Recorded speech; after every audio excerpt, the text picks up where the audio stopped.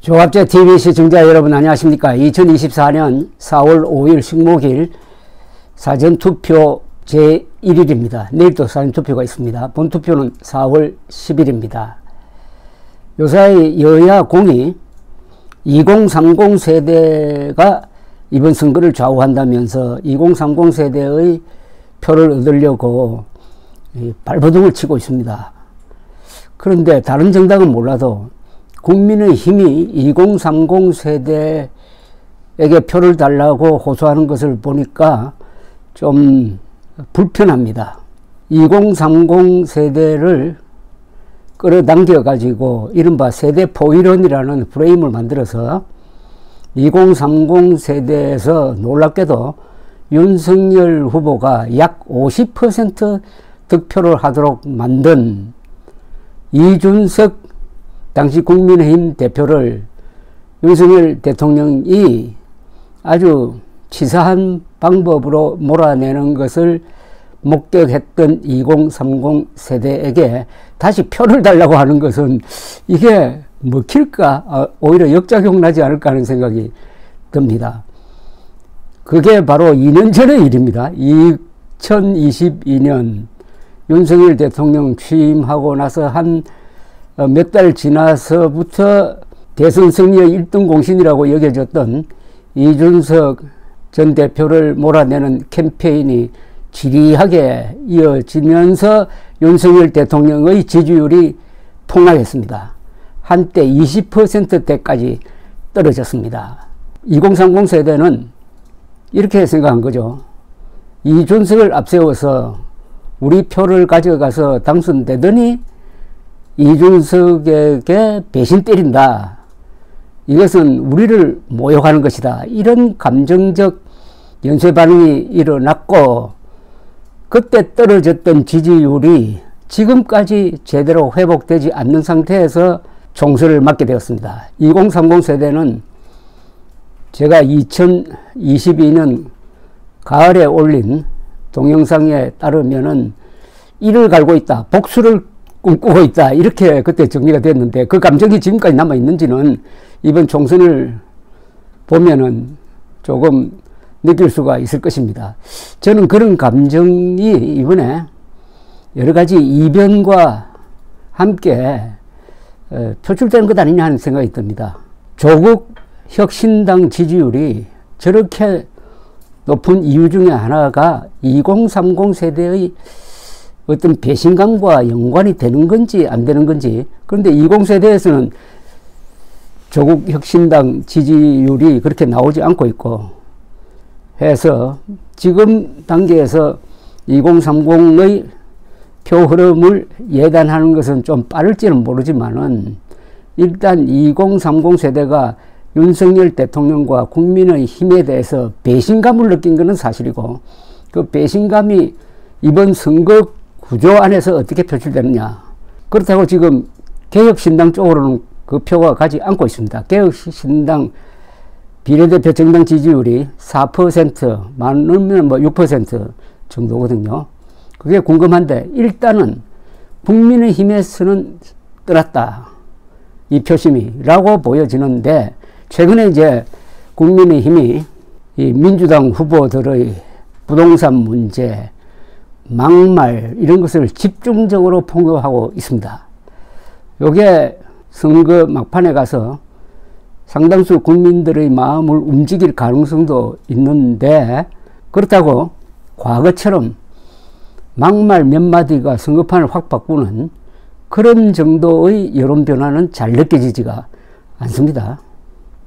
기본적인 구도가 2030 세대와 중도층의 이탈로 윤석열 대통령의 지지율이 크게 떨어졌다 하는 구조가 지금까지 이어지고 그 구조 속에서 조국 혁신당이라는 게 나오면서 그 구조를 기본적인 여론 구조를 국힘당에 더 불리하게 고착시켜 버렸다. 그리고 이재명, 조국 두 사람은 아주 절묘한 전략적 선택을 했다.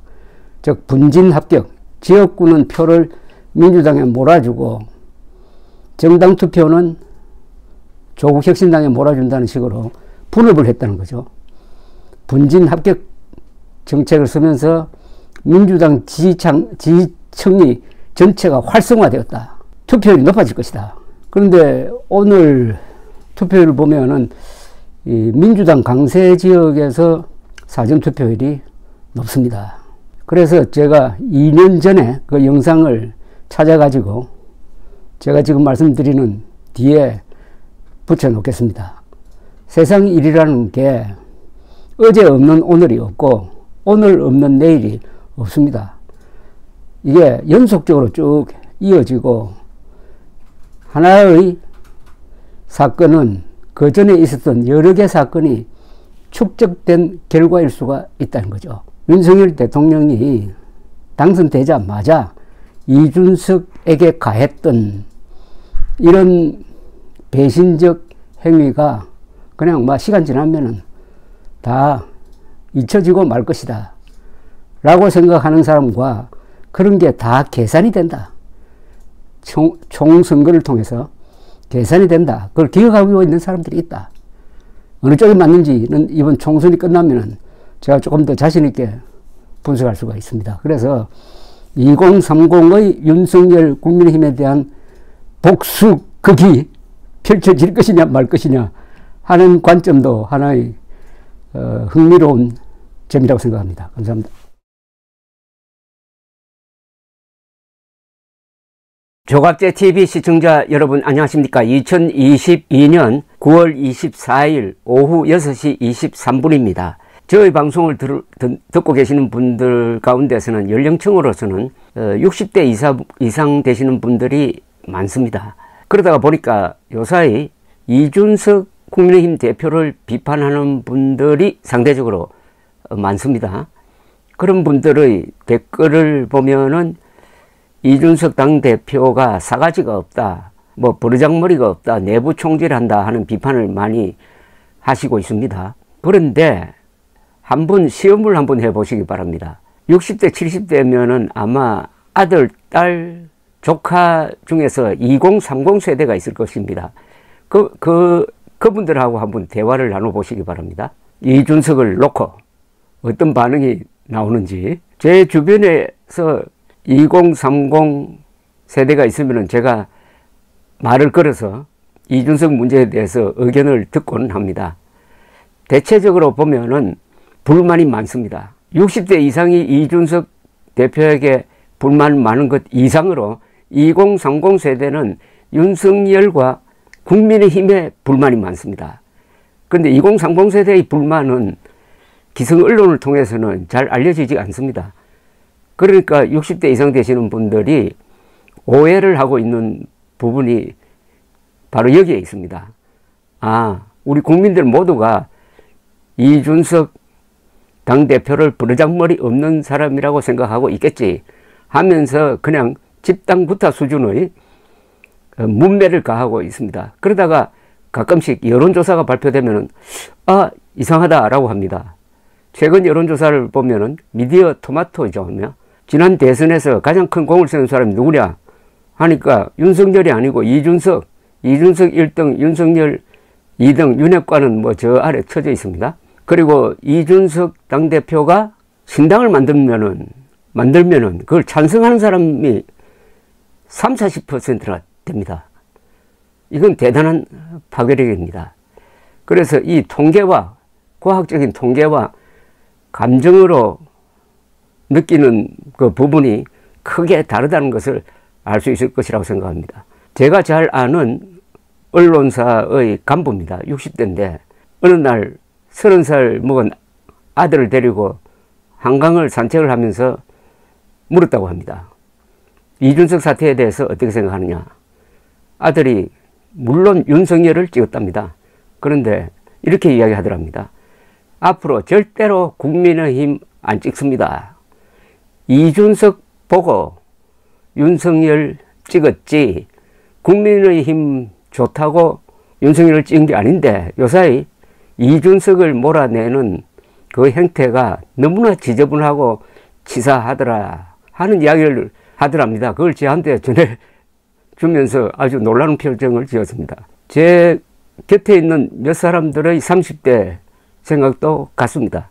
제가 알고 있는 한 30대 직장 여성인데 이분은 선거 기간 동안에 열렬한 윤석열 지지, 열렬한 이준석 지지였습니다. 이준석이 30대니까 뭐 어떤 동지의식을 느끼는지는 모르지만은 그러다가 당선될 때 윤석열 당선에 그렇게 박수를 보내고 진심으로 지지를 하던 모습이 점점점 달라져 가지고 요사이는 완전히 윤석열 규탄자로 바뀌었습니다. 섬뜩할 정도입니다. 여러분 이 부분 생각 안 하십니까? 2030 세대가 윤석열 후보 지지가 이재명 지지보다 더 높았다. 그래서 당선되었다.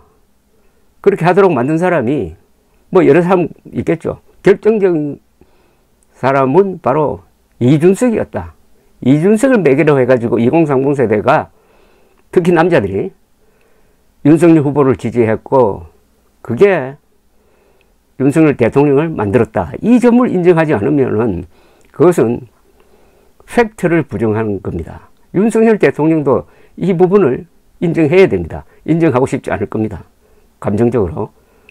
자존심 상한다고 생각할지 모르죠. 그러니까 이준석 당대표는 내가 1등 공신인데 어떻게 3등 공신도 안 되는 윤핵관 말을 믿고 나를 이런 식으로 몰아내려고 하느냐. 이준석 또한 윤석열 대통령에게 감정이 있을 겁니다. 윤석열 대통령 또한 이준석에게 감정이 있어요. 감정 대 감정 싸움입니다. 그런데 2030 세대가 요사이 가장 철저한 반 윤석열로 돌았습니다. 2030 세대. 이게 눈에 보이지 않지만 이 변화가 앞으로 총선 대선에 어떻게 나타날지 생각하면 소름이 끼칩니다. 왜냐? 2030 세대의 윤석열에 대한 생각은 이건 단순한 실망이 아닙니다. 거의 원한에 가깝습니다. 앙심을 품었다고 하면은 2030 세대에게는 미안하지만은 그런 느낌이 있습니다. 어제 한국갤럽 주간 여론조사입니다. 윤석열 지지율이 또 떨어져서 28%가 잘하고 있다. 61%는 잘 못하고 있다. 이렇습니다. 대구 경북 지방에서도 윤석열 잘하고 있다 41, 잘못한다 52%니까 전국적으로 다 반윤석열입니다. 자, 이 세대가 제일 중요한데요. 2030 세대가 어떻게 달라졌는지를 제가 설명드리겠습니다. 18세에서 29세 사이, 뭐 20대라고 부르겠습니다. 18, 29세 사이에서 윤석열 잘하고 있다 22%, 잘 못하고 있다 63%, 1대 3입니다. 잘하고 있다 22, 잘못하고 있다 63. 선거 때는 윤석열 지지율이 50%를 넘었다는 걸 기억해 본다면 완전히 반토막이 났습니다. 30대입니다. 30대는 잘하고 있다가 14%입니다. 잘 못하고 있다는 75%나 됩니다. 이 정도 되면은 이거는 감정을 느낍니다. 감정을 느낄 수가 있습니다. 50%가 지지하다가 석 달 만에 14%만 지지하는 쪽으로 이건 3분의 1로 줄어들었다. 이건 감정입니다. 놀랍게도 30대의 반 윤석열 성향은 40대의 반 윤석열 성향보다도 더합니다. 40대가 가장 좌경적이고 가장 친민주적이라고 알려져 있었는데 40대에서는 윤석열 잘한다 15%인데 30대에서는 윤석열 잘한다가 14%입니다. 그러니까 이준석의 대전략인 세대 포위 전략, 즉 2030 세대를 잡고 60대 이상 잡고 가운데 40대 50대를 압박을 해가지고 대선에서 이긴다. 이 전략이 맞아 떨어졌습니다. 그런데 그 민주당 포위망이 완전히 붕괴되고 말았습니다. 2030 세대가 오히려 민주당 쪽으로 기울 태세를 보이고 있습니다. 이거 끔찍하지 않습니까? 이런 구조가 고착이 되어버리면 2030 세대가 윤석열 국민의힘이 2030 세대의 시각입니다.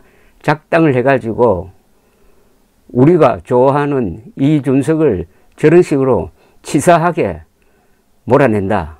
정말 싸가지 없는 노인네들이다. 이렇게 생각할 겁니다.